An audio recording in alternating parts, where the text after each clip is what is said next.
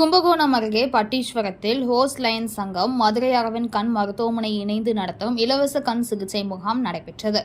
கும்பகோணம் அருகே பட்டீஸ்வரத்தில் hose Lions சங்கம், மகளிர் லியோ சங்கம், மதுரை அரவிந்த் கண் மருத்துவமனை, மாவட்ட பார்வையிழப்பு தடுப்பு சங்கம், சிட்டி யூனியன் வங்கி இணைந்து நடத்தும் இலவச கண் சிகிச்சை முகாம் அறிஞர் அண்ணா மேல்நிலைப் பள்ளியில் நடைபெற்றது. இம்முகாமை லயன்ஸ் சங்க தலைவர் கண்ணன் துவக்கி வைத்தார். இந்த முகாமில் செயலாளர் அருள், பொருளாளர் முரளி, நிர்வாக அலுவலர் ராமதுரை, மூத்த உறுப்பினர் காசி பாலசுப்ரமணியன், பரதன், மண்டல தலைவர் சதீஷ் மற்றும் லயன்ஸ் சங்கம் நிர்வாகிகள் கலந்து கொண்டனர். இம்முகாமில் பார்வை குறைபாடு, கண்புரை, கண்ணில் நீர் வடிதல், கண் அழுத்தம் போன்ற நோய்களுக்கு மருத்துவர்கள் சிகிச்சை அளித்தனர். இதில் 100க்கும் மேற்பட்டோர் கலந்து கொண்டனர். 50க்கும் மேற்பட்டோருக்கு கண் அறுவை சிகிச்சைக்காக பரிந்துரைக்கப்பட்டது.